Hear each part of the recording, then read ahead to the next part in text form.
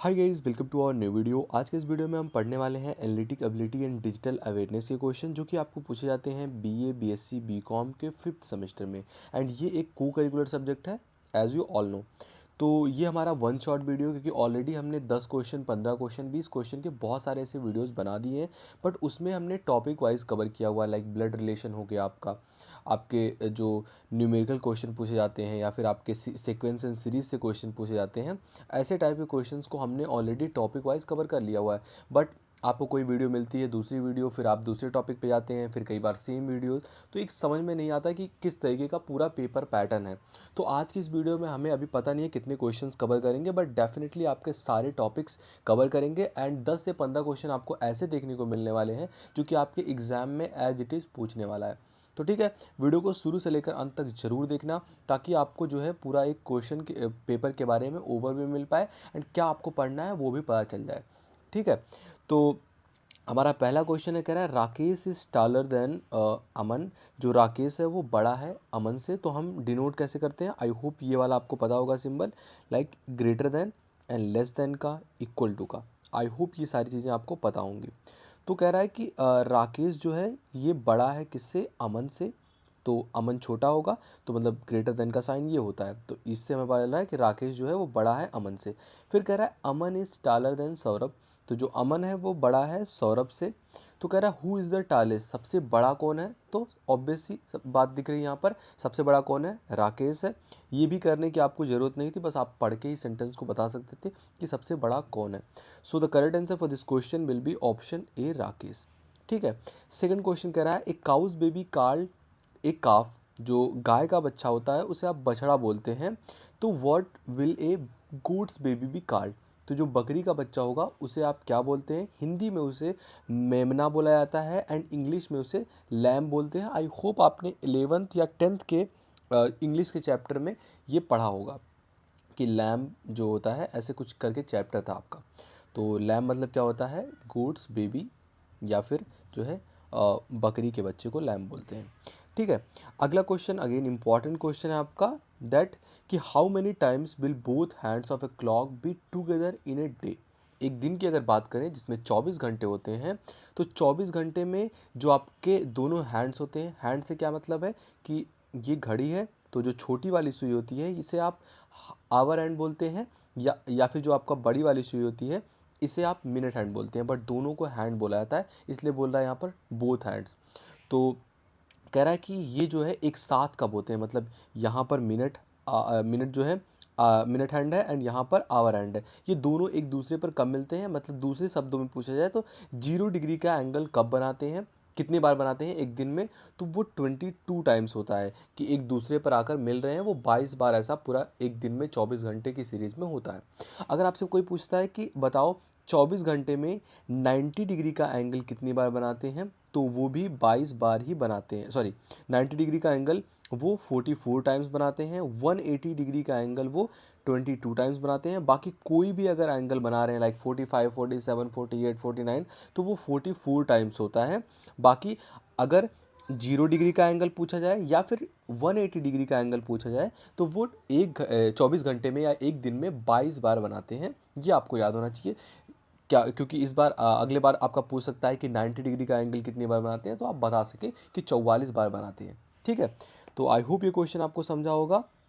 And बढ़ते हैं अगले क्वेश्चन की ओर, that is your fourth question. Fourth question क्या कह रहा है कि इफ़ टुडे इज़ वेंसडे, अगर आज का दिन वेंसडे है, then which day will be 25th day after the coming Sunday? मतलब आज अगर वेंसडे है, सॉरी, अगर आज जो है वो वेंसडे है, तो उसके बाद वेंसडे के बाद थर्सडे आपका आएगा, फ्राइडे आएगा, फिर सैटरडे, फिर संडे आता है। तो संडे के 25 दिन बाद जो है कौन सा दिन होगा, बेसिकली ये आपको बताना है। तो आई होप ये वाला आपको एक छोटा सा फॉर्मूला पता हो कि अगर आज जो है वो संडे है, तो इसके एग्जैक्टली 7 डेज बाद भी संडे होगा, फिर उसके 7 दिन बाद भी आपका संडे होगा। मतलब ये 7 7 7 की सीरीज चलती रहती है। मतलब आपसे पूछा जाए कि आज जो है वो संडे है, 20 जो है 21 डे जो होगा वो कौन सा दिन होगा, तो वो भी संडे ही होगा, क्योंकि ये 7 के मल्टीपल में आ रहा है, 7 14 आपका 21। तो इस तरीके से ये छोटा सा आपको पता होना चाहिए इसके बारे में कॉन्सेप्ट। तो यहाँ से हम कर सकते हैं लाइक आज अगर वेंसडे है, जस्ट अ मिनट, अगर आज जो है वो वेंसडे है, उसके बाद संडे आएगा, फिर जो है 21 डे जो होगा वो भी संडे ही होगा। हमें पूछा है 25th डे, तो यहाँ पे 22, 23, 24, 25, तो संडे, उसके बाद मंडे, ट्यूसडे, वेंसडे और आपका थर्सडे। तो इस क्वेश्चन का करेक्ट आंसर क्या हो जाएगा, 25th डे आने वाले संडे के 25th डेज जो है वो क्या होगा, थर्सडे होगा, यानी कि बृहस्पतिवार। तो इस क्वेश्चन का करेक्ट आंसर हो जाएगा ऑप्शन डी। ठीक है, आगे बढ़ते हैं। अगला क्वेश्चन कह रहा है, ये आपका ब्लड रिलेशन का क्वेश्चन है, कह रहा है श्वेता जो है वो जगदीश की बहू है। तो यहाँ पर श्वेता होगी, ये श्वेता है, ये फीमेल है, इसको हम माइनस से डिनोट करते हैं। ये जगदीश की बहू है, तो ऊपर जो है हम जो है आपके जनरेशन वाइज इसको डिसाइड करते हैं कि हमें कौन से सीरीज में रखना है। लाइक श्वेता अलग जनरेशन की होगी और जगदीश जो है इससे बड़े वाले जनरेशन का होगा, इसलिए हम इसे ऊपर रख रहे हैं। एंड ये पॉजिटिव होगा, ये जगदीश है। ठीक है, कह रहा है विवेक की भाभी है, तो ये जो है विवेक की भाभी है कौन, श्वेता। तो श्वेता जो है विवेक की भाभी है, तो मतलब इसका बेटा जो जगदीश है, इसका बेटा कौन होगा, विवेक। तो ये विवेक है, ये पॉजिटिव है क्योंकि मेल है ये।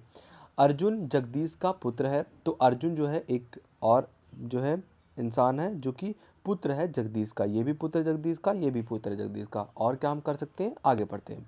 कह रहा विवेक का अकेला भाई है, तो अगर विवेक का ये अकेला भाई है तो ये पक्का इन दोनों की शादी होगी, क्योंकि दो ही भाई, दो ही बेटे हो जाएंगे इसके, एक विवेक और एक अर्जुन। तो आपसे क्वेश्चन क्या पूछ रहा है कि जो अर्जुन है, श्वेता और अर्जुन के मध्य क्या संबंध है, तो ये दोनों पति पत्नी है बेसिकली। तो इस क्वेश्चन का करेक्ट आंसर क्या हो जाएगा, ऑप्शन सी। तो इस तरीके से ब्लड रिलेशन के क्वेश्चंस को किया जाता है।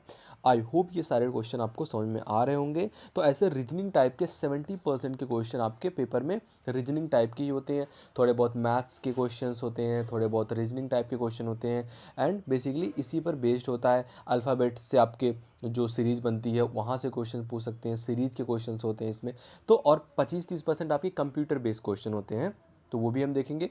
खैर, सिक्स्थ क्वेश्चन आपका जो कि अगेन ये आपको याद ही करना पड़ेगा, ऐसा ऐसा सच कोई फॉर्मूला इसका नहीं होता। कह रहा है which coding technique involve replacing each letter by a fix number of places below alphabet. तो इसमें से ऐसा कौन सा सीरीज है जो कि हम सीजर सिफर या फिर आपके ये जो प्ले फेयर सिफर है या फिर हिल सिफर है या फिर रेल बार सिफर है, इसमें से ऐसा कौन सा सीरीज है जो कि each letter by a fix number से आप रिप्लेस करते हैं अल्फ़ाबेट को।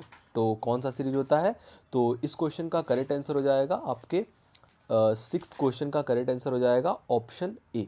जो आपका सीजर सिफर होता है ये इसके लिए होता है, तो इस क्वेश्चन का करेक्ट आंसर ऑप्शन ए हो जाएगा, ये आपको रटना ही होगा।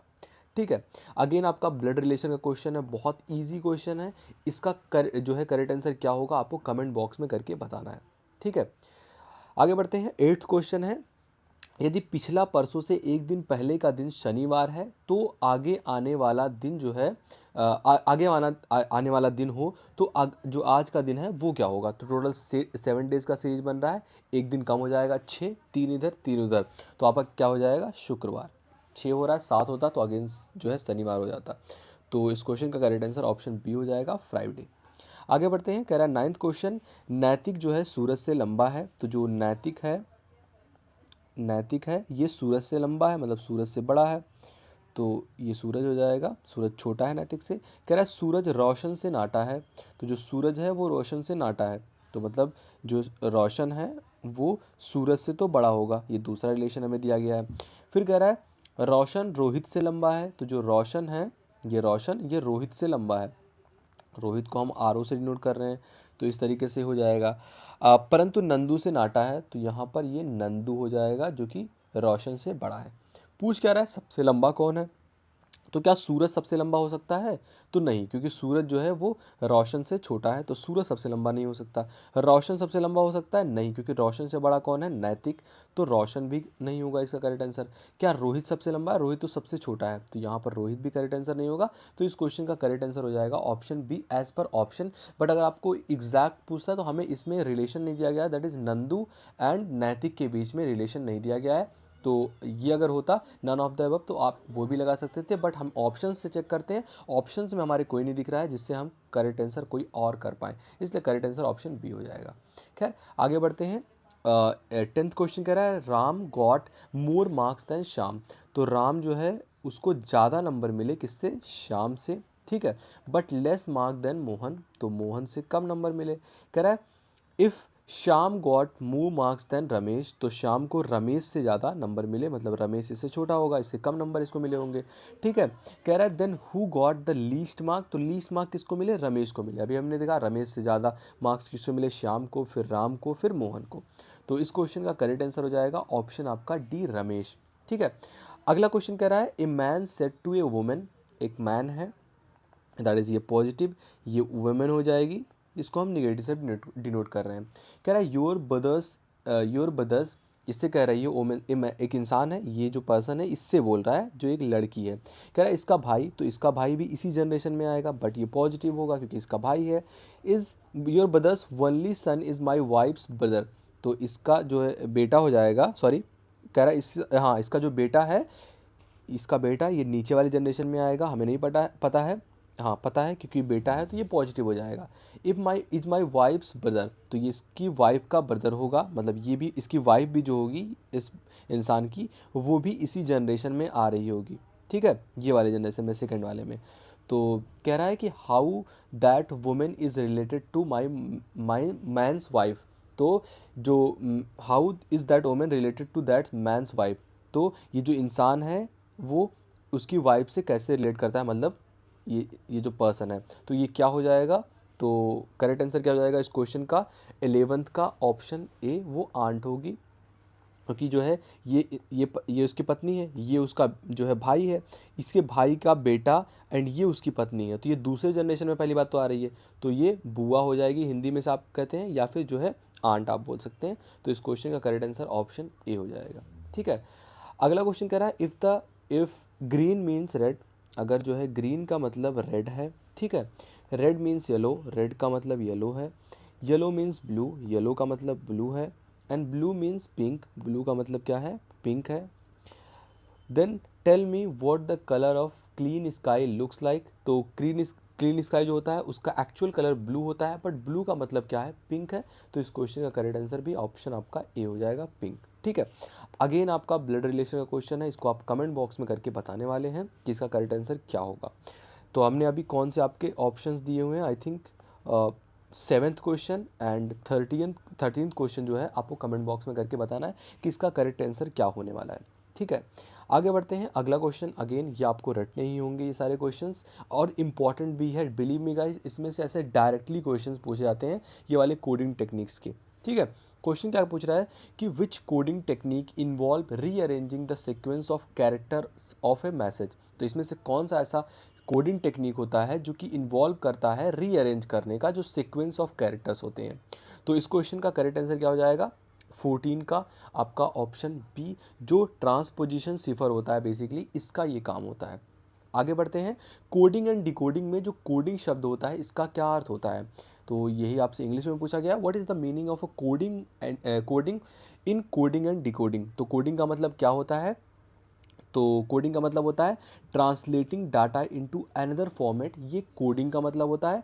और डिकोडिंग आपसे अगला क्वेश्चन पूछा गया कि what is the decoding process in coding system, तो डिकोडिंग प्रोसेस क्या होता है जो कोडिंग सिस्टम होता है इसमें, तो क्या हो जाएगा आपका converting the encoded data into original form, ये डिकोडिंग का मतलब होता है। इन जो है आपका कोडिंग का मतलब क्या होता है, ट्रांसलेट करना डाटा को दूसरे फॉर्मेट में, एंड उसके बाद जो आपका डिकोडिंग होता है वो क्या होता है, कन्वर्ट करना इनकोडेड डाटा को इसके ओरिजिनल फॉर्म में। तो ऑप्शन आपका सी करेक्ट हो जाएगा। आगे बढ़ते हैं, अगला क्वेश्चन कह रहा है which of the following coding technique involve using keyword for encryption, जो इंक्रिप्शन होता है उसके लिए जो है कोडिंग टेक्निक इन्वॉल्व करने वाला इसमें से कौन सा कोडिंग टेक्निक है। तो करेक्ट आंसर क्या हो जाएगा आपका 17 का ऑप्शन ए, जो आपका विग्नियर जो सिफर होता है ये इन्वॉल्व करता है ऐसी कोडिंग टेक्निक को। सो correct answer for this question will be option A. आगे बढ़ते हैं, the process of converting cipher text back into plain text is called, जो आपका सिफर टेक्स्ट होता है इसको आप प्लेन टेक्स्ट में वापस कन्वर्ट कर रहे हैं तो इस सिस्टम को क्या कहा जाता है। तो करेक्ट आंसर क्या हो जाएगा 18 का आपका ऑप्शन बी, इसे ही जो डिक्रिप्शन होता है बेसिकली इसे ही कहते हैं, इसलिए ऑप्शन आपका बी करेक्ट हो जाएगा। 19 क्वेश्चन अगेन इंपॉर्टेंट है बट इसका एक कॉन्सेप्ट होता है जिसके थ्रू हम ऑड डेज निकालते हैं एंड दिन को बताते हैं। अगर आपसे कोई पूछ ले कि जो है 20 सितंबर 2010 जो है उसका दिन कौन सा था, तो आप बता सकते हैं। इसके लिए एक टेक्निक होता है जिसे हम ऑड डेज कहते हैं। लाइक यहाँ पर हमें क्वेश्चन पूछा गया है, इफ़ 26 जनवरी 2019 वॉज मंडे, यहाँ पर खुद ही दिया है कि वो दिन मंडे था, then what was the day of the January 2014। तो आप ऑड डेज निकालते हैं। यहाँ पर 2019 के लिए हमें निकालना है, 26 जनवरी है ये, तो इसके लिए हम 2000 को अलग कर लेंगे, 18 को अलग कर लेंगे एंड 26 दिन अलग कर लेंगे। तो 2000 में एक भी लीप ईयर नहीं होता, मतलब एक भी ऑड डेज यहाँ पर हमारे नहीं आने वाले हैं।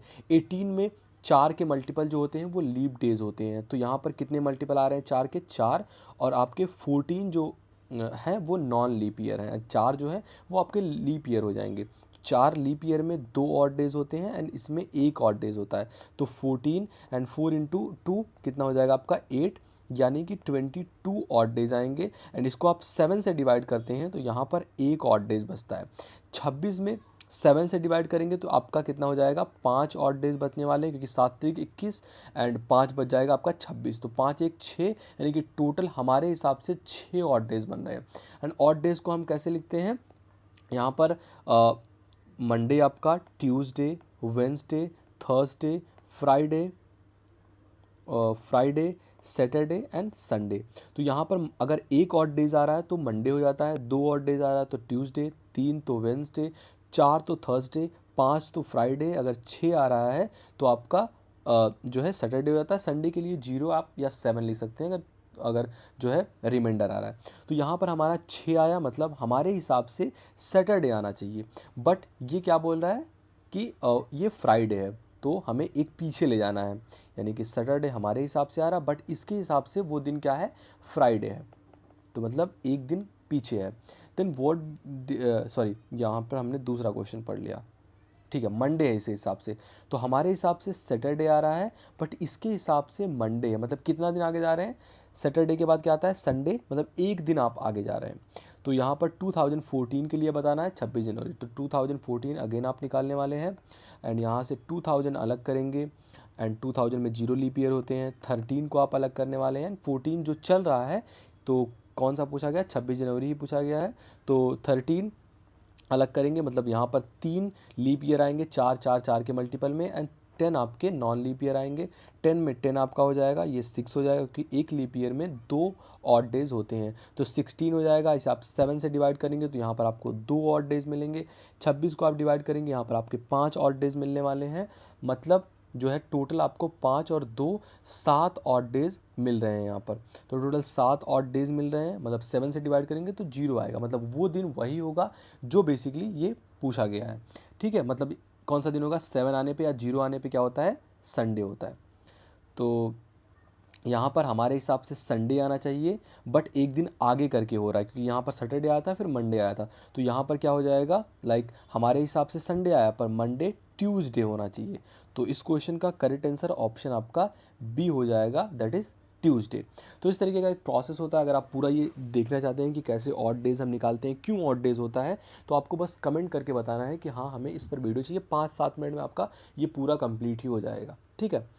अगेन अगला क्वेश्चन आपका, यदि परसों शुक्रवार था, अगर परसों शुक्रवार था तो आने वाले परसों के बाद जो तीसरा दिन होगा वो क्या होगा? काफ़ी इजी क्वेश्चन है। तो इसका करेक्ट आंसर क्या हो जाएगा इस क्वेश्चन का? 21 का ऑप्शन बी, फ्राइडे, क्योंकि वही दिन होगा, क्योंकि 3 and if the Friday is the day before Friday, तो 2 दिन इधर होगा, फिर उसके बाद थर्ड डे, फिफ्थ डे आपका हो जाएगा एंड सेवन्थ डे टुमारो पूछा है, तो मतलब सेवन्थ डे अगेन 7 फ्राइडे हो जाएगा, ठीक है। Which of the following is an example of coding and decoding technique in A communication system? जो कम्युनिकेशन सिस्टम होता है उसमें coding and decoding technique use किया जाता है, कौन सा?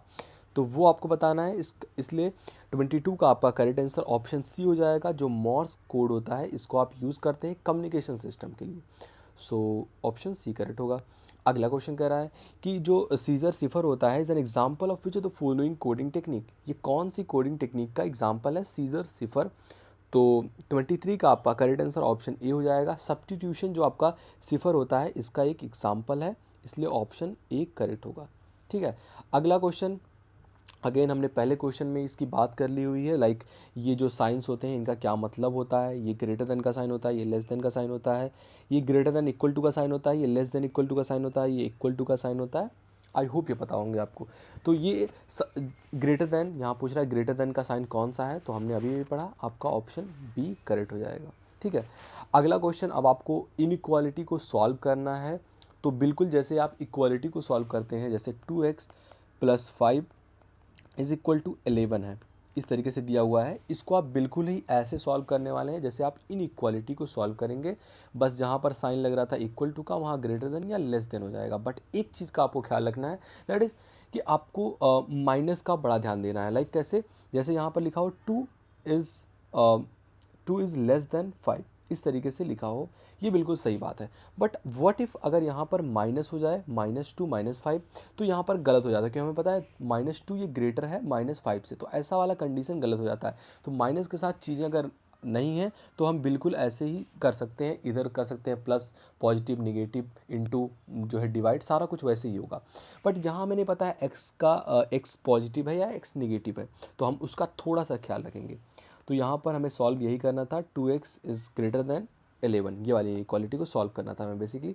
तो 2x + 5 हमें दिख रहा है प्लस है, हम बिल्कुल इस साइड कर सकते हैं, तो ये हो जाएगा माइनस, यानी कि यहाँ से 6x, तो यहाँ पर +2 है, इधर जाएगा डिवाइड हो जाएगा, इनटू में है डिवाइड हो जाएगा, तो ये हो जाएगा 3, x is greater then 3, that is your option ए। तो इस तरीके से आप सॉल्व करते हैं। अगेन अगला क्वेश्चन आपका 26 नंबर का है कि कौन सी इनइक्वालिटी जो है वो सही है। तो -2 जो है एंड इज़ लेस देन -5 बिल्कुल गलत है। आपका ये वाला सही है, क्योंकि -2 इज़ ग्रेटर देन, हमें पता है कि -2 इज़ ग्रेटर देन -5, तो ये बिल्कुल सही है। एंड ये वाला भी गलत हो जाएगा, एंड इसमें से जो है कोई नहीं भी गलत हो जाएगा, तो इस क्वेश्चन का करेक्ट आंसर ऑप्शन सी होगा।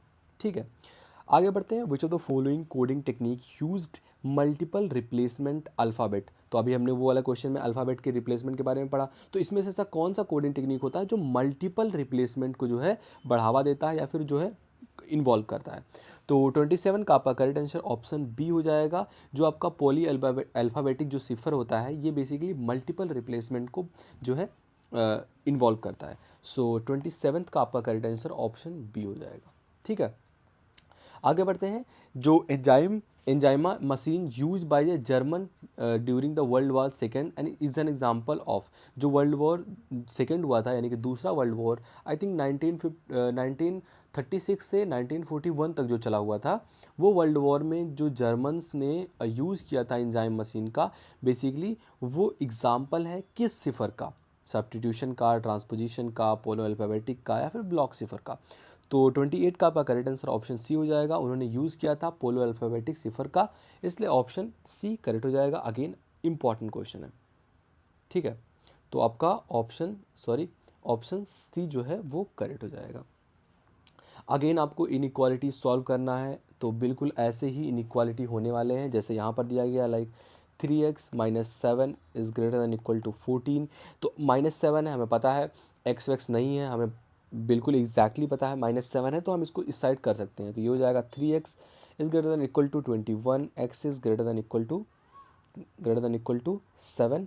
तो आपका 29 का करेक्ट आंसर हो जाएगा ऑप्शन, आपका इस तरीके से अगर माइनस साइन होता है तो ये इस साइड जाता है, तो ये पॉजिटिव हो जाएगा, बट साइन यहाँ चेंज हो जाता है। जैसे मैंने आपको बताया कि यहाँ पर माइनस अगर 2 है इज़ ग्रेटर देन 1, बट अगर माइनस लग जाता है तो -2 इज़ ग्रेटर देन -1, ये गलत है। बट इसको अगर आप साइन चेंज कर देते हैं तो बिल्कुल सही हो जाता है। तो इस तरीके से यहाँ पर भी हुआ कि माइनस का साइन था, तो हमने एक बार चेंज करके देख लिया कि यहाँ पर माइनस था, तो यहाँ पर अगर इस साइड जाएगा तो प्लस हो जाएगा, बट साइन चेंज हो जाता है। तो इसलिए यहाँ पर दूसरा आपका ऑप्शन करेक्ट हो जाएगा, क्योंकि साइन चेंज हुआ, ऑप्शन बी। ठीक है, आगे बढ़ते हैं। अगला बिल्कुल सेम ही आपको ऐसे ही सॉल्व करना है, बस साइन का ध्यान रखना, अगर माइनस हो रहा है तो साइन आपको पलट देना है। तो आप ये वाला क्वेश्चन कमेंट बॉक्स में करके बताने वाले हैं। ठीक है, 31 नंबर का जो क्वेश्चन है, कह रहा था the process of converting data into a fix length string of characters is called. तो उसे आप क्या कहते हैं, डेटा को वर्गों के एक निश्चित लंबाई वाली स्ट्रिंग में परिवर्तित करने की जो प्रक्रिया होती है उसे आप क्या बोलते हैं, तो उसे हैशिंग बोलते हैं, इसलिए ऑप्शन ए करेक्ट होगा। अगला क्वेश्चन कह रहा है ASC जो आपका 2 है या फिर रोमन अंक ये है ना 2, कोड जो है वर्डों का प्रतिनिधित्व कौन सा अंक करता है, which of the following which digit represent the ASC दूसरा कोड टेक्निक, तो इसमें से ऐसा कौन सा होता है, तो करेक्ट आंसर 32 का आपका ऑप्शन ए हो जाएगा। जो बाइनरी डिजिट होते हैं वो ऐसे डिजिट्स को रिप्रेजेंट करते हैं, इसलिए करेक्ट आंसर ऑप्शन आपका जो है ए हो जाएगा। आगे बढ़ते हैं, अगला क्वेश्चन 33 नंबर का रहा है, जो आपका ROT 13 है, सिफर इज एन एग्जाम्पल ऑफ, किसका एग्जाम्पल है, तो सब्स्टिट्यूशन सिफर का एग्जाम्पल है, इसलिए ऑप्शन ए करेक्ट होगा। अगला क्वेश्चन कह रहा है कि in what form is the process of converting data converting plain text into cipher text. आप प्लेन टेक्स्ट को जो है प्लेन टेक्स्ट को आप सिफर टेक्स्ट में कन्वर्ट कर रहे हैं, तो इस जो है फॉर्मेट को, इस फॉर्म ऑफ प्रोसेस को क्या आप बोलते हैं, तो करेक्ट आंसर क्या हो जाएगा 34 का आपका ऑप्शन ए करेक्ट हो जाएगा। इसे आप इनक्रिप्शन कहते हैं, तो ऑप्शन ए करेक्ट होगा। अगला क्वेश्चन कह रहा है which of the following coding technique या which coding technique involve mapping letters to their place in the alphabet. तो मैपिंग के लिए आप कौन से जो है प्लेसेस को which coding technique involve mapping letters to their places in alphabet. तो अल्फ़ाबेट के जो प्लेसेस होते हैं उसमें मैपिंग लेटर्स को कौन यूज़ करता है, तो 35 का आपका करेक्ट आंसर ऑप्शन सी हो जाएगा। जो प्ले फेयर सिफर होते हैं वो यूज़ करते हैं, सो ऑप्शन सी इस क्वेश्चन का करेक्ट आंसर होगा। अगला क्वेश्चन कह रहा है which of the following coding technique requires encryption and decryption. तो इसमें से कौन सा ऐसा जो कोडिंग टेक्निक होता है जो इन दोनों को इन्वॉल्व करता है, तो 36 का आपका ऑप्शन बी करेक्ट हो जाएगा। हिल सिफर जो होता है वो इन्वॉल्व करता है। तो आगे बढ़ते हैं, अगला क्वेश्चन कह रहा है 2x इज ग्रेटर देन 8, तो x इस साइड जाएगा, यानी कि x इज ग्रेटर देन 4, यानी कि जो आपका ऑप्शन यहाँ पर, तो हम देख लेते हैं क्या है, 2x इज़ ग्रेटर देन 8, तो x इज़ ग्रेटर देन 4 ये होना चाहिए, बट आई थिंक ये वाला जो साइन है ये माइनस का है, तो यहाँ पर माइनस का साइन लग जाएगा। सो 34 का आपका 37 का आपका करेक्ट आंसर हो जाएगा ऑप्शन ए, क्योंकि अगर माइनस है तो साइन भी चेंज होगा, ये आपको ध्यान रखना है। यहाँ पर असमानता के बाद आई थिंक ये हाइफन था, बट ये माइनस का साइन यहाँ पर दिया गया, नहीं तो माइनस आता ही नहीं, इसलिए इस क्वेश्चन का करेक्ट आंसर ऑप्शन ए हो जाएगा। 38 अगेन आपको जो है यही इनइक्वालिटी को सॉल्व करना है, बस देखना है कि अगर माइनस है तो साइन चेंज हो जाएगा। एक्स को जो है दो तरीके से लेना है, जैसे यहाँ पर 4x is greater than equal to 8 दिया हुआ है, तो x की वैल्यू क्या हो जाएगी, यहाँ पर x की वैल्यू यहाँ पर क्या हो जाती है, x is greater than equal to 2। तो इस तरीके से आपको करना है, बट यहाँ पर माइनस है तो यहाँ पर साइन चेंज हो जाएगा, ये आपको ध्यान देना है थोड़ा सा। आगे बढ़ते हैं, 38 का आपका करेक्ट आंसर क्या हो जाएगा मैं बता देता हूँ, बट आपको ये आपको करके ही बताना है, क्योंकि बहुत ही ईजी है। 3x है, ये आपका, ये बिल्कुल माइनस का साइन ये वाला नहीं है, क्योंकि यहाँ पर माइनस का साइन है, बट यहाँ का माइनस का साइन नहीं है, यहाँ पर दिया ही गया है हाइफन। तो 3x इस साइड आएगा, तो आपका एक बार प्लस के साथ लेंगे, एक बार माइनस के साथ लेंगे, तो 38 आपको कमेंट बॉक्स में करके बताना है। अगेन 39 भी बिल्कुल ऐसा ही क्वेश्चन है, तो आपको कमेंट में करके बताना है, क्योंकि ये भी बस आपको इनइक्वालिटी को ही सॉल्व करना है, जो कि इंग्लिश वाला गलत लिखा हुआ है, हिंदी वाला सही है, तो ये आपको करके बताना है 38, 39। अगेन आपका 40th क्वेश्चन है, लेट्स सी क्या होता है इसका करेक्ट आंसर, तो ये हो जाएगा 3x plus 6 is greater then 15, तो 3x क्या हो जाएगा आपका 9x, x is greater then x is less than 3, तो ये आपके कौन से ऑप्शन से मैच हो रहा है, x इज़ ग्रेटर देन 3, जो कि आपके ऑप्शन बी से मैच हो रहा है। ऐसे ही आपको ये वाली इनइक्वालिटी सॉल्व करनी है, जो कि मैं सॉल्व नहीं कर रहा, ठीक है। आगे बढ़ते हैं, अगला क्वेश्चन कर रहा है if 2 circles in a logical Venn diagram, जो आपका लॉजिकल वेन डायग्राम होता है इस तरीके का, 2 वेन डायग्राम, ये 3 वेन डायग्राम, तो इसमें जो 2 सर्कल्स होते हैं लॉजिकल वेन डायग्राम के, do not intersect at all, अगर वो इंटरसेक्ट नहीं करते हैं एक दूसरे को इस तरीके से, यहाँ तो इंटरसेक्ट कर लिया है, इस तरीके से इंटरसेक्ट नहीं करते हैं, then what is the meaning, इसका क्या मतलब होता है, तो क्या कंप्लीट ओवरलैप होता है, नो ओवरलैप होता है, पार्शियल ओवरलैप होता है, is a mistake in the diagram. तो 42 का आपका करेक्ट आंसर हो जाएगा ऑप्शन बी, नो ओवरलैप। अगर वो एक दूसरे को टच नहीं कर रहे हैं, इंटरसेक्ट नहीं कर रहे हैं, तो वहाँ पर कोई भी ओवरलैपिंग नहीं होती है।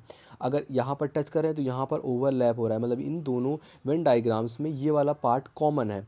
ये दोनों अकेले को दर्शाते हैं बट ये वाला कॉमन है, बट यहाँ पर कोई ओवरलैप ही नहीं हो रहा है, तो हम ओवरलैप क्यों बोलेंगे? तो इसका करेक्ट आंसर ऑप्शन आपका बी हो जाएगा। अगला क्वेश्चन कह रहा है rail bout cipher is an example of. जो रेल बाउट सिफर है वो किस तरीके का जो आपका रेल बाट सिफर है वो किसका उदाहरण है?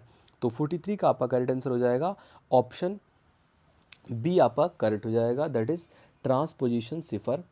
ऑप्शन आपका बी करेक्ट होगा। आगे बढ़ते हैं। The process of converting text into numerical value of encryption is called. उसे आप क्या बोलते हैं? तो 44 का आपका करेक्ट आंसर ऑप्शन सी हो जाएगा, दैट इज हैशिंग। तो ऑप्शन सी करेक्ट होगा। अगला क्वेश्चन कह रहा है which coding technique involve reversing the order of character in which message. जो कोडिंग टेक्निक होता है इन्वॉल्व करता है रिवर्स करने को ऑर्डर को, वो कौन से मैसेज को करता है? कैरेक्टर इन विच मैसेज, कौन से मैसेज में?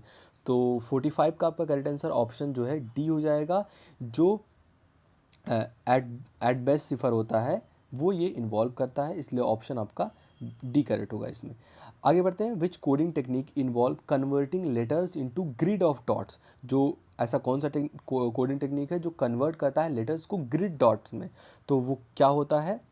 तो आपका करेक्ट आंसर ऑप्शन ए हो जाएगा। जो ब्रेल कोड होता है बेसिकली वो कन्वर्ट करता है लेटर्स को ग्रिड ऑफ डॉट्स के फॉर्म में, इसलिए ऑप्शन ए करेक्ट होगा। अगला क्वेश्चन कह रहा है 47 नंबर का कि what does each circle represent in the logical Venn diagram. तो ये जो सर्कल्स होते हैं ये आपका 2 का हो गया, ये 3 के लिए हो गया। अगर आप 4th के लिए बनाते हैं तो वेन डायग्राम कुछ इस तरीके का बनता है, इस तरीके का बनता है। यहाँ पर 3 होगा एंड यहाँ पर भी 3 होने वाला है। तो इस तरीके का कुछ जो आपका 4 वेन डायग्राम बनता है। तो इसमें जो सर्कल्स होते हैं वो किस चीज़ को रिप्रेजेंट करते हैं ये आपसे पूछा गया है। तो वो कैटेगरी और सेट को रिप्रेजेंट करते हैं। कैटेगरी या एक श्रेणी या वो सेट को रिप्रेजेंट करते हैं कि कौन सा सेट है। जैसे यहाँ पर रेड है एंड ब्लू है, बोलता है कुछ रेड बॉल्स जो है वो ब्लू भी है, तो आप इससे जो है डिनोट करते हैं ये कॉमन पार्ट होता है, ये वनली वाला पार्ट होता है, ये दोनों वनली वाले पार्ट होते हैं एंड ये पूरा रिप्रेजेंट करता है उस सेट को, इसलिए करेक्ट आंसर ऑप्शन आपका ए हो जाएगा। आगे बढ़ते हैं। The purpose of logical Venn diagram is. जो पर्पज होता है लॉजिकल वेन डायग्राम का वो क्या होता है ये आपसे पूछा गया है। तो 48 का करेक्ट आंसर ऑप्शन सी हो जाएगा। To show logical relationship between categories. Categories के बीच में लॉजिकल रिलेशनशिप को शो करने के लिए आप वेन डायग्राम का यूज़ करते हैं। लाइक हमने एग्जाम्पल के थ्रू बताया ना कि यहाँ पर बोलता है कि कुछ जो रैट्स हैं वो जो है डॉग्स भी हैं और डॉग्स। तो अगर आपसे पूछा जाए कुछ रैट्स जो है वो डॉग और रैट दोनों हैं, तो आप यहाँ पर जो है इस जो है पॉइंट से आर है, मतलब 5 अगर है 6 है तो यहाँ पर डिनोट करते हैं। बस ओनली के लिए करता है तो आप जैसे 10 ओनली डॉग्स हैं, 5 ओनली रैट्स हैं, तो इस तरीके से हम डिनोट करते हैं। तो ये क्या होता है? To show logical relationship between categories के बीच में क्या लॉजिकल रिलेशनशिप है वो हम शो करने के लिए वेन डायग्राम का यूज़ करते हैं। ठीक है, आगे बढ़ते हैं। In the logical Venn diagram of 3 circles what is the area express where the 3 circle intersect. मतलब यहाँ पर जो 3 सर्कल इंटरसेक्ट करते हैं वो कौन सा एरिया होता है? तो करेक्ट आंसर क्या हो जाएगा? 49 का आपका option A. Items belong to all 3 categories की 3 कैटेगरीज में जो कॉमन पार्ट है, तीनों में जो शामिल है उसे आप इस चीज़ से डिनोट करते हैं, जो कि ये वाला पार्ट आपको दिख रहा होगा। ठीक है, तो ऑप्शन आपका ए करेक्ट होगा। अगला क्वेश्चन अगेन आपका इनइक्वालिटी है। कह रहा है कि 4x plus 9 is greater then 25। तो यहाँ से 4x प्लस है, आप बिल्कुल इस साइड लेके जाएंगे तो ये माइनस हो जाएगा। माइनस होता है तो कितना हो जाएगा? 16। x इज़ ग्रेटर देन 16, तो x इज़ जो है ग्रेटर देन आपका क्या हो जाएगा? 4, जो कि आई थिंक आपके ऑप्शन से तो मैच नहीं हो रहा है, बट हाँ ठीक है, ऑप्शन आपका ए करेक्ट हो जाएगा। ये तो बिल्कुल दिया ही नहीं गया इक्वल टू का, तो ये दोनों ऑप्शंस तो ऐसे ही एलिमिनेट हो रहे थे। तो 50 का आपका करेक्ट आंसर ऑप्शन ए हो जाएगा। ठीक है, आगे बढ़ते हैं। अगला क्वेश्चन कह रहा है कि इनमें से फिर से आपको इनइक्वालिटी सॉल्व करनी है, तो ये हो जाएगा आपका 4x इज़ ग्रेटर देन 2, जो कि आपका ऑप्शन ए हो जाएगा 51 का। आगे बढ़ते हैं, अगला ऐसे फिर से आपको इनइक्वालिटी सॉल्व करनी है, ये वाली फिर से इनइक्वालिटी सॉल्व करनी है एंड अगेन आपको इनइक्वालिटी सॉल्व करनी है। तो इसको हम सॉल्व कर लेते हैं थोड़ा थोड़ा। 6x हो जाएगा -2 is greater than equal to 4x + 6, तो यहाँ से हो जाएगा 2x, इधर जाएगा आपका ग्रेटर देन इक्वल टू 8 हो जाएगा, x is greater than equal to 4, that is your option A. आगे बढ़ते हैं, अगला क्वेश्चन अगेन आपको इनइक्वालिटी सॉल्व करनी है। तो ऐसे सारी इनइक्वालिटीज़ को आप सॉल्व कर सकते हैं। तो अभी तक हमने जितना पढ़ा उसमें हमने इनइक्वालिटीज़ को पढ़ा, अभी तो हमारा सीक्वेंस एंड सीरीज आया ही नहीं है। हमने थोड़े बहुत वेन डायग्राम के क्वेश्चंस देखे, हमने थोड़े बहुत कोडिंग टेक्निक्स के जो फॉर्मूले या फिर रूल्स होते हैं इन्वॉल्व करने वाले कोडिंग एंड डिकोडिंग सिस्टम के, वो आपको रटने ही होते हैं, वो पढ़ा। फिर थोड़े बहुत आपके ब्लड रिलेशन के क्वेश्चंस हमने देखे, हमने थोड़े बहुत आपके क्या कहते हैं जो लॉजिकल जो आपका लॉजिकल रीजनिंग होता है उसके क्वेश्चंस देखे। तो ऐसे ही क्वेश्चंस पूछे जाते हैं, डेट एंड कैलेंडर्स के क्वेश्चन देखे। तो बिल्कुल 50 क्वेश्चन 55 क्वेश्चन पढ़ने के बाद आपको दिख रहा होगा कि ऐसे ही टाइप के क्वेश्चन आपको एग्ज़ाम में ही देखने को मिलने वाले हैं। ठीक है, आगे बढ़ते हैं। अगला क्वेश्चन कह रहा है what does the shading inside a region of a logical Venn diagram represent या फिर इंडिकेट। तो अगर इस तरीके से दिया हुआ है यहाँ पर शेडिंग है, तो शेडिंग का मतलब क्या होता है ये आपसे पूछ रहा है। तो करेक्ट आंसर क्या हो जाएगा 56 का ऑप्शन बी करेक्ट हो जाएगा। Presence of element in that series, वो शेडेड पार्ट को डिनोट करता है। अगर कोई भी पार्ट नहीं है तो मतलब वहाँ पर कोई भी चीज़ नहीं है, वहाँ पर 10 5 ऐसे नंबर्स नहीं है। अगर शेड है तो हाँ उस एलिमेंट में कुछ ना कुछ जो है प्रेजेंट है। तो presence of element in that series वो शो करता है वो शेडेड पार्ट्स। आगे बढ़ते हैं, अगला क्वेश्चन कह रहा है what does an empty region in the logical Venn diagram represent. I hope ये सबको पता होगा। तो क्या हो जाएगा 56 का करेक्ट आंसर क्या हो जाएगा ऑप्शन बी एंड 57 का भी करेक्ट आंसर होगा option B a logical contradiction, कि वहाँ पर एक लॉजिकल कॉन्ट्राडिक्शन है। अगर नहीं है अगर मतलब उस वेन डायग्राम में कोई भी जो है वो एम्प्टी रीजन है तो वो लॉजिकल कॉन्ट्रडिक्शन को दिखाता है, दैट इज़ योर तार्किक विरोधाभास। आगे बढ़ते हैं, if two circle partially overlap in a logical Venn diagram then what is express. अगर दो सर्कल जो है वो पार्शली जो है ओवरलैप करते हैं इस तरीके से, तो वो क्या एक्सप्रेस करता है बेसिकली। तो वो एक्सप्रेस करते हैं कि there are some element which belongs to both categories, जो कि हमने बार बार आपको बताया हुआ है कि जो कॉमन होते हैं उसको ये रिप्रेजेंट करते हैं। आगे बढ़ते हैं, अगला क्वेश्चन आपका इनमें से कौन सी ऐसी असमानता है जिसका कोई हल नहीं है, मतलब ऐसी कौन सी इनइक्वालिटी है जिसका कोई भी सोल्यूशन नहीं है। तो यहाँ पर पहले ऑप्शन में तो सोल्यूशन है क्योंकि यहाँ पर एक्स बच रहा है, एक्स पॉजिटिव एंड निगेटिव दोनों हो सकता है। एंड यहाँ से भी जो है बिल्कुल सही लिखा गया -3 is greater then -3 is less than +2। तो यहाँ भी आपको एक वैलिड सोल्यूशन मिल रहा है। बट यहाँ से x अगर कटता है तो आपका जो +4 है ये लेस देन नहीं होगा, ग्रेटर देन होगा। तो ये आपका करेक्ट आंसर हो जाएगा सी, कि ये इसका जो है कोई हल नहीं है, इस इनइक्वालिटी का कोई भी जो है सोल्यूशन नहीं है। So correct answer for this question will be option C. आगे बढ़ते हैं, 60 नंबर क्वेश्चन कह रहा है अंग्रेजी वर्डमाला में पी के बाद कौन सा अक्षर आता है। तो पी के बाद क्या आता है, आई होप यहाँ पर बैठे सभी लोग को पता होगा कि पी के बाद क्यों आता है, इसलिए ऑप्शन बी करेक्ट हो जाएगा। तो इसमें बहुत ही इजी क्वेश्चन कुछ पूछे जाते हैं, कुछ थोड़े बहुत आपके टफ होते हैं जो कि कोडिंग एंड डिकोडिंग बेस से जो है क्वेश्चंस उठाए जाते हैं, बट वो आपको थोड़े बहुत रटने होते हैं एंड आप जो है उसका डायरेक्ट आंसर कर सकते हैं। खैर 61 नंबर क्वेश्चन कह रहा है which is the 9th letter in English alphabet. तो इंग्लिश अल्फ़ाबेट में जो 9th लेटर होता है वो क्या होता है। तो सबसे पहले आप क्या करेंगे, ऐसे ABCDEFGHIJ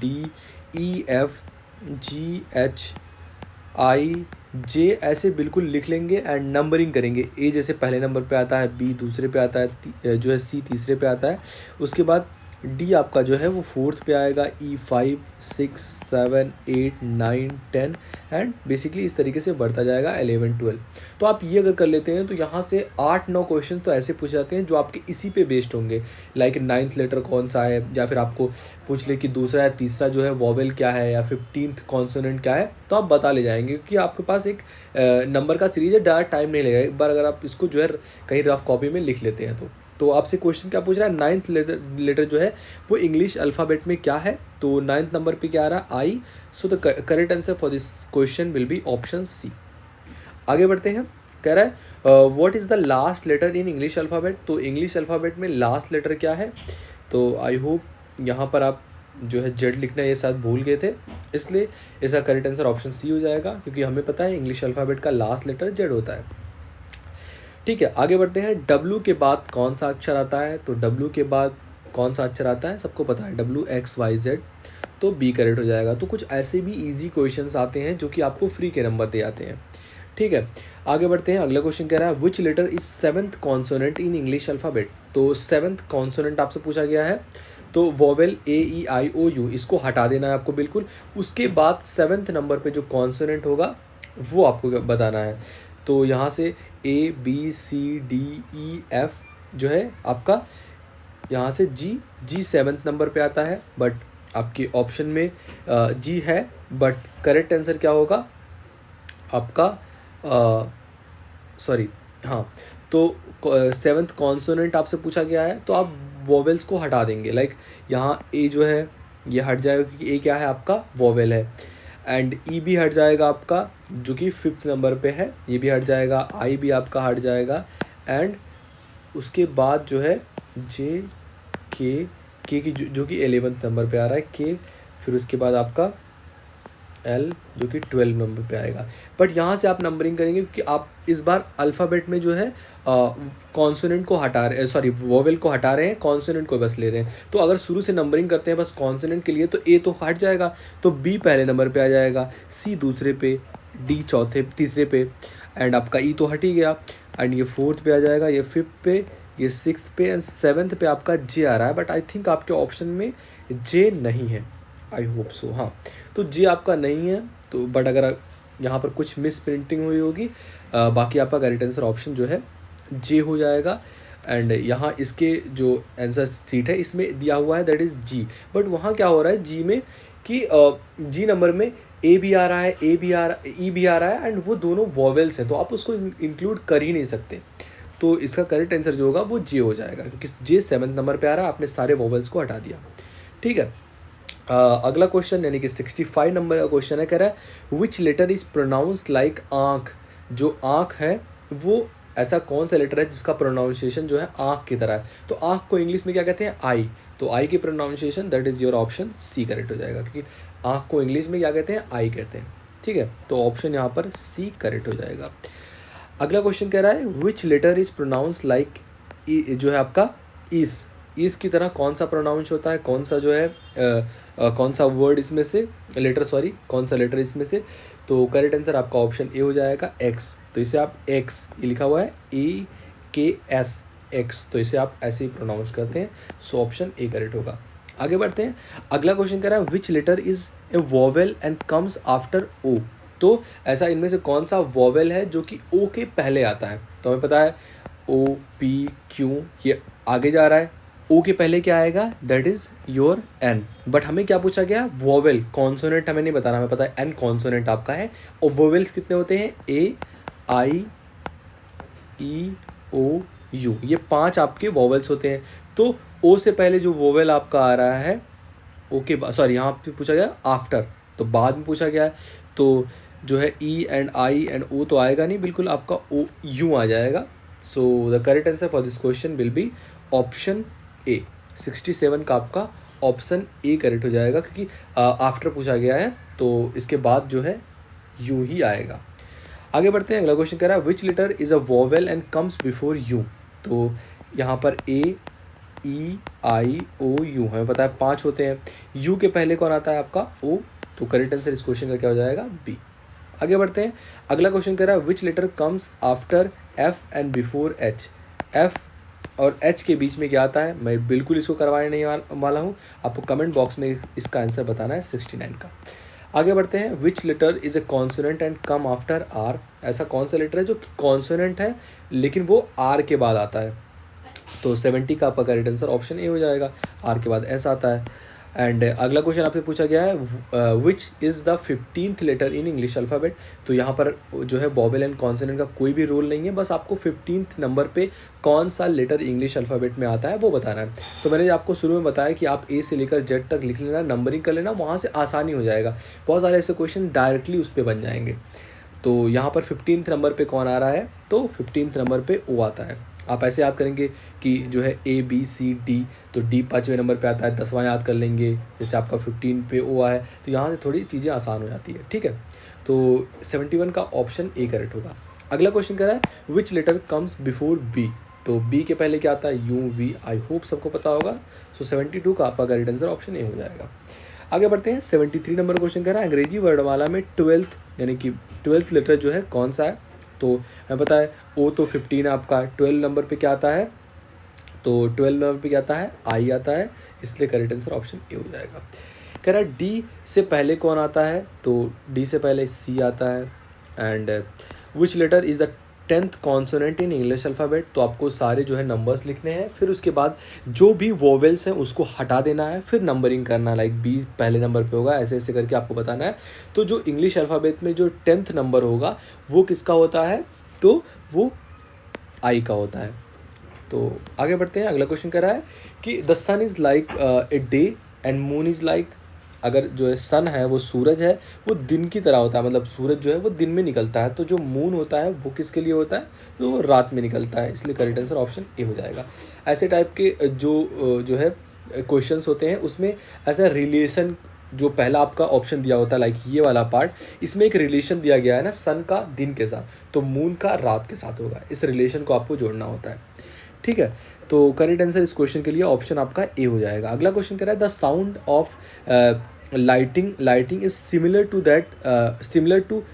to that of an earthquake, किस तरीके का है, अगर मतलब जो साउंड है लाइटिंग का ये किसकी तरह है, दैट एन अर्थक्वेक में क्या होता है, तो अगर साउंड होता है जब वो गरजता है बादल, वो लाइटिंग के टाइम पे होता है, लाइटिंग और वो दोनों साथ में आते हैं। तो जब अर्थक्वेक होता है वो मतलब उसके साथ क्या रिलेशन जुड़ा हुआ है, तो वो आपको बताना है। तो 77 का करेक्ट आंसर ऑप्शन बी हो जाएगा। वो जो है कपकपी में होता है, जैसे इंग्लिश में शेवियर कहते हैं, तो जब अर्थक्वेक आता है तो उसके साथ जो है धरती कांपती है, जैसे ही जब बिजली आसमान में जो है निकलती है तो वहाँ से आवाज़ भी निकलती है, तो दोनों एक साथ होते हैं। तो ऐसी दोनों प्रक्रियाएँ हैं जो एक साथ हो रही हैं, जैसे बिजली का खड़कना तो साउंड का भी आना, ऐसे अर्थक्वेक होना तो धरती का भी कांपना, या जो है कपकपी या शेवियर आप बोल सकते हैं इंग्लिश में, वो होता है। तो आपने रिलेशन जोड़ा एंड करेक्ट आंसर आपका ऑप्शन बी हो गया, ठीक है।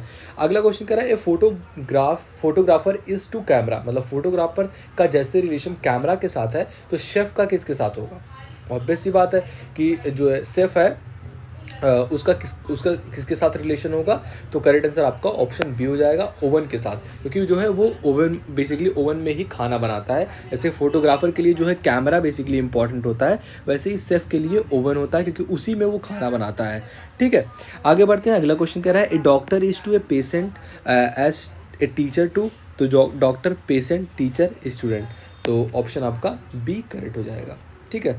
आगे बढ़ते हैं, अगला क्वेश्चन कह रहा है piano is to music and canvas is to, जो पियानो होता है वो म्यूजिक के लिए होता है, जो कैनवस होता है इस पर बेसिकली पिक्चर वगैरह बनाया जाता है।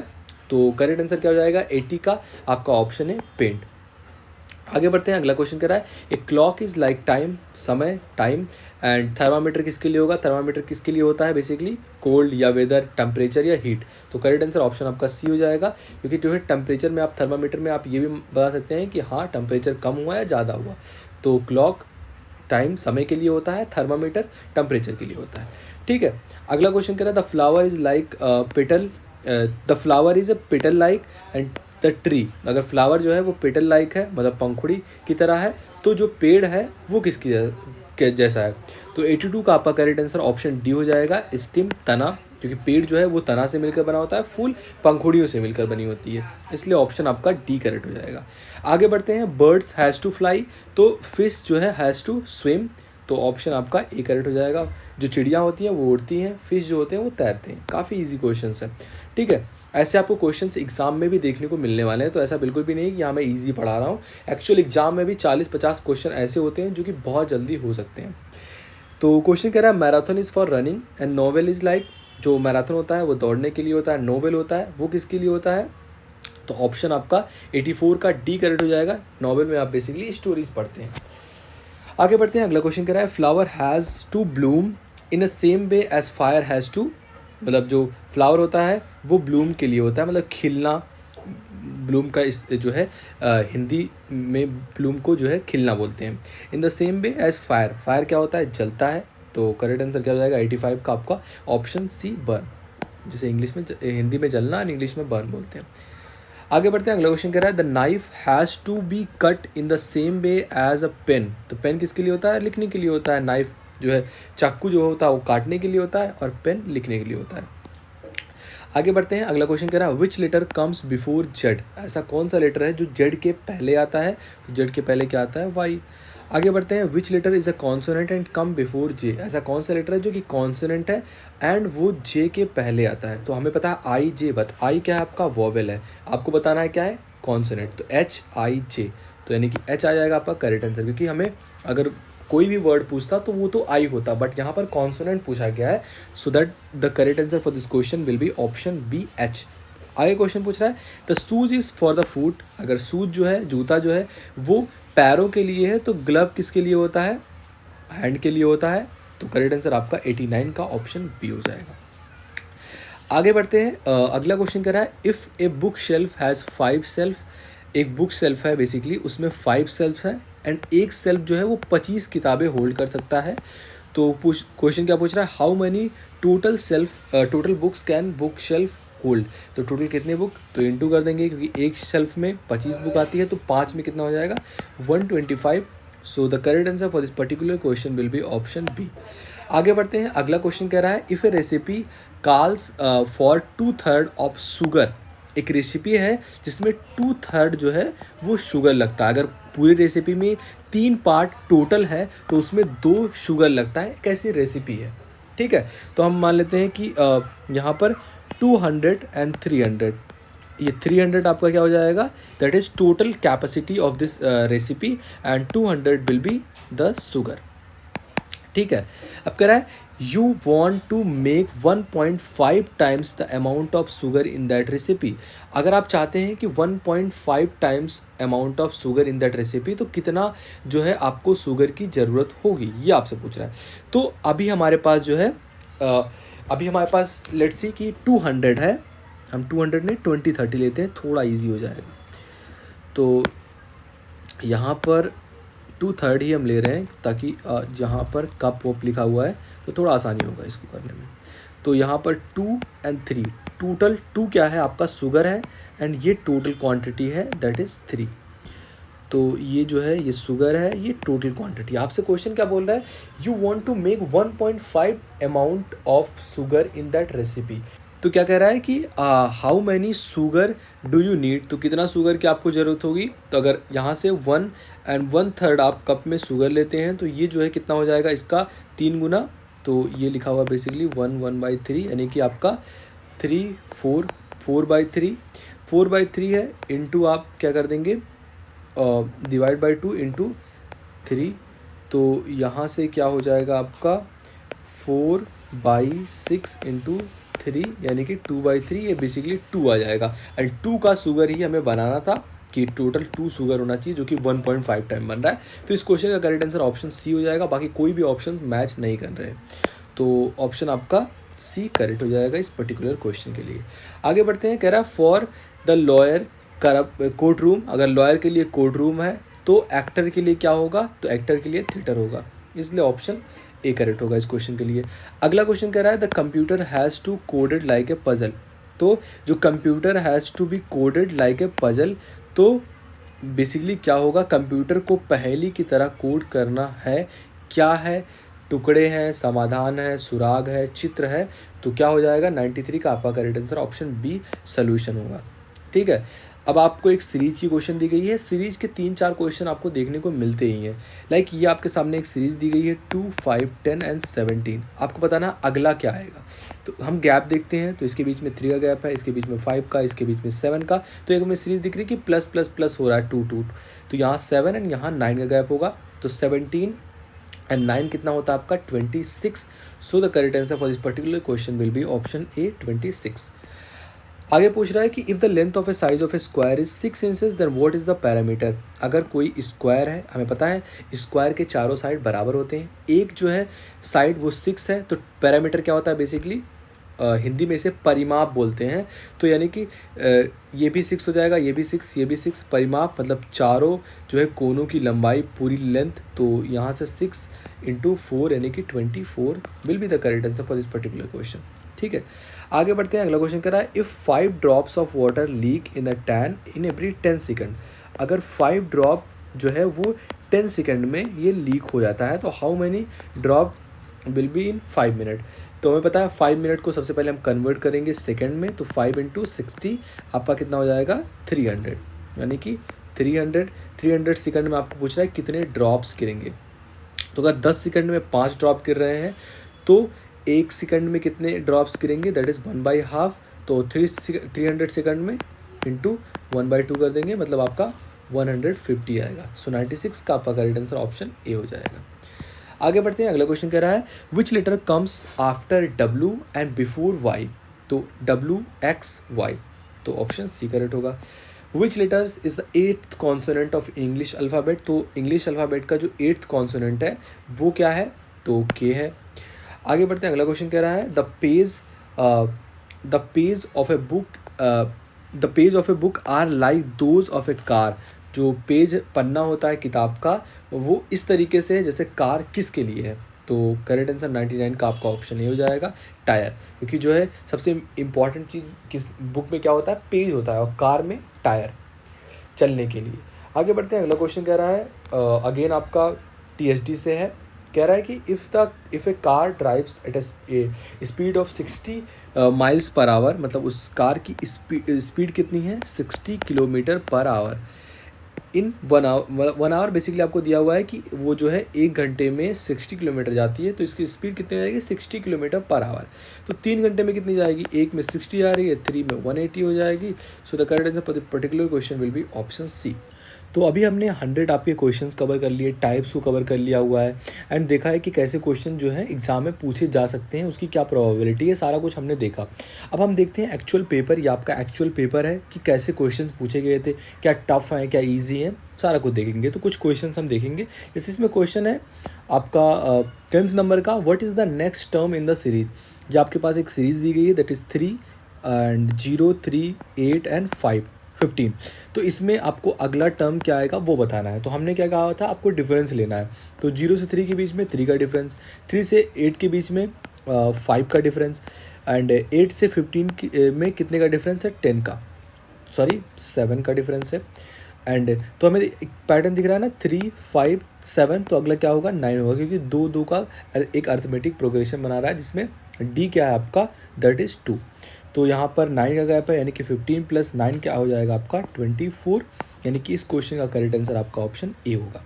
अगला क्वेश्चन, जैसे हमने रिलेशन आपको बताया ना कि जो फ्लोट होता है मतलब तैरना एंड सिंक, तैरना डूबना, तो जो बोट होता है वो ऊपर चलता है, तो आपको क्या बनाना है सबमरीन, जो पानी के अंदर चलता है। इसलिए करेक्ट आंसर आपका ऑप्शन सी हो जाएगा पनडुब्बी। कि जो है पहला हमने रिलेशन क्या देखा कि वो तैर रहा है, दूसरे रिलेशन में वो डूब गया। एंड जो पहला है रिलेशन नाव के लिए, तो नाव तो ऊपर चलती है पानी के, और पनडुब्बी क्या है जो कि पानी के अंदर चलती है। इसलिए आपका ऑप्शन सी करेक्ट हो जाएगा। अगला क्वेश्चन कह रहा है कि the thermometer and temperature. Thermometer किसके लिए होता है, टेम्परेचर मापने के लिए, अभी हमने पढ़ा। तो आपका जो ग्लूकोमीटर होता है वो क्या मापता है, तो ब्लड शुगर जो है वो मापता है, रक्त शर्करा हिंदी में इसे कहते हैं, तो उसके लिए होता है। थर्मामीटर तापमान से, ग्लूकोमीटर रक्त शर्करा से। ठीक है, अगला क्वेश्चन है विच वन इज़ ऑड। इसमें से कौन सा है जो कि ऑड है। जैसे आपका शरीर जो है किस चीज़ों से बना हुआ है, तो आपका मिट्टी हो गया, आग हो गया, पानी हो गया, तो 5 तत्वों से मिलकर बना हुआ है। तो आपसे पूछ रहा है इसमें से कौन सा ऑड है, मतलब क्या अलग है। तो नाक, कान, आँख ये जो है एक जैसे हैं, बट जो आपका मस्तिष्क है ये अलग हो जाता है, इसलिए ये ऑड हुआ। सो ऑप्शन आपका डी करेक्ट हो जाएगा। एंड आप इस तरीके से भी देख सकते हैं कि जो है ऊपर से दिखता है, जैसे नोज़ हो गया, ईयर हो गया एंड आई हो गया, बट जो मस्तिष्क है वो शरीर के अंदर है, वो अंदर का पार्ट है, इस तरीके से भी ये ऑड हो गया, इसलिए ऑप्शन डी यहाँ पर करेक्ट हो जाएगा। आगे बढ़ते हैं। अगला क्वेश्चन इसमें है the total age of Amar and Samar है एंड अजहर, इनका एज क्या है, अमर एंड समर प्लस अजहर, इनका टोटल एज 80 ईयर्स है, इनका सम करते हैं तो 80 ईयर्स होता है। कह रहा what was the total age of their 4 years ago. तो 4 साल पहले इनका एज, अगर कोई भी 76 लिखता है तो बिल्कुल उसका गलत हो जाएगा, क्योंकि जो है 76 में क्या होगा कि बस एक आप माइनस करें, सबका 4 4 4 कम हुआ है ना, तो 4 4 4 8 4 3 12, टोटल 12 जो उनका उम्र है वो कम होगा अगर आप टोटल एज की बात करते हैं। तो 80 माइनस 12 क्या हो जाएगा आपका 68 is the correct answer for this particular question. ऐसे टाइप के इजी क्वेश्चन आपके एक्चुअल एग्जाम में आ रहे हैं एंड बहुत सारे ऐसे क्वेश्चन हैं जो कि रिपीट हो रहे हैं। तो analytic ability and digital awareness का अगर आप पेपर देने जा रहे हैं तो ये वीडियो आपके लिए इतनी मैंडेटरी है कि आप छोटे छोटे वीडियोज़ को उसको कंपेयर नहीं कर सकते हैं, ठीक है। अगला क्वेश्चन कह रहा है एन एप्पल कॉस्ट 7 रुपीज़। अगर एप्पल है वो 7 रुपये उसका कॉस्ट है एंड बनाना कॉस्ट 5, तो बनाना का कॉस्ट कितना है 5। सोनू ने टोटल 38 स्पेंड किए, 38 ऑन दिस फ्रूट, इन दोनों फ्रूट्स पे उसने टोटल 38 स्पेंड किया। The number of Apple purchase, तो एप्पल उसने कितने परचेज किए, तो लेट्स सी कितने परचेज किए होंगे, क्योंकि हमें पता है 7 आपका जो है यहाँ पर 5 जो है वो मल्टीपल आएगा, यानी कि 5 10 15 ऐसा आ सकता है। तो अगर हम टोटल आपके टोटल बनाना खरीद लेते हैं, हमें पूछा गया एप्पल, बट हम लेट्स सी हम देखते हैं कि हम टोटल बनाना जो है पूरा खरीद रहे हैं, तो हम 35 बनाना तक ही जा सकते हैं एंड 3 आपका बच जाएगा। 3 भी 7 का मल्टीपल नहीं है, तो आप ऐसा नहीं कर सकते, आप जो है इतने बनाना नहीं खरीद सकते हैं। तो आप 30 खरीदेंगे फिर भी आपका नहीं बैठ रहा, क्योंकि 7 यहाँ से 1 रुपया बच जा रहा है। 25 आप खरीद सकते हैं क्योंकि 5 का मल्टीपल होगा, बट यहाँ पर 13 बच रहा है, वो भी 7 से आपका डिवाइड नहीं होगा। एंड अगर आप 20 लेते हैं तो इधर 18 बच जाएगा, 18 बनाने के लिए आप 7 से डिवाइड करेंगे फिर भी आपका डिवाइड नहीं हो रहा है। अगर आप 15 लेते हैं तो कितना हो जाएगा 23, ये भी डिवाइड नहीं हो रहा है। बट अगर आप 10 रुपीज़ का बनाना लेते हैं हम, तो 10 रुपये का बनाना लेंगे, यानी कि एक बनाना 5 का मिल रहा है, मतलब टोटल 2 बनाना आपको मिल जाएंगे। और बचा हुआ कितना पैसा है 10, यानी कि 28 रुपये बचे, जो जिससे आप एप्पल खरीदने वाले हैं। इसको आप 7 से डिवाइड करेंगे तो कट जाएगा, मतलब 7 डिवाइड बाई 28 डिवाइड बाई 7 यानी कि 4। अगर आप 4 एप्पल्स एंड 2 बनाना खरीदते हैं तो टोटल 38 रुपया स्पेंड हो जाएगा। बाकी और कोई भी तरीका नहीं है टोटल पैसा स्पेंड करने का। तो आपसे पूछ रहा क्या है, जो एप्पल्स हैं उसको कितना आपने खरीदा, तो 4 एप्पल टोटल आपने खरीदे, इसलिए क्वेश्चन का करेक्ट आंसर ऑप्शन सी होगा। अगला क्वेश्चन बहुत ही इजी क्वेश्चन पूछा गया था, what is the product of all the number in the dial telephone. तो डायल टेलीफोन में कितने नंबर होते हैं, 0 1 2 3 4 5 6 अप टू 9। तो अगर आप इनका इंटू करते हैं यानी कि प्रोडक्ट करते हैं तो वो कितना होगा। अगर कोई भी सीरीज में 0 है प्रोडक्ट में तो उसका जो है एक्चुअल प्रोडक्ट क्या आने वाला है, दैट इज़ 0। अगर कोई 1 लाख से 0 को इंटू कर रहा है फिर भी 0 ही तो आना है, तो इसका करेक्ट आंसर ऑप्शन आपका डी हो जाएगा, नन, इनमें से कोई नहीं। एंड आगे 2 आपके ब्लड रिलेशन के क्वेश्चन हैं, ऑलरेडी हमने कवर कराया हुआ है, तो ये कुछ नए थोड़े टाइप्स थे जिनको हमने इसमें कवर करा दिया। लाइक ये वाला क्वेश्चन आपका पूछा जाता है जिसको हमें कवर कराना था।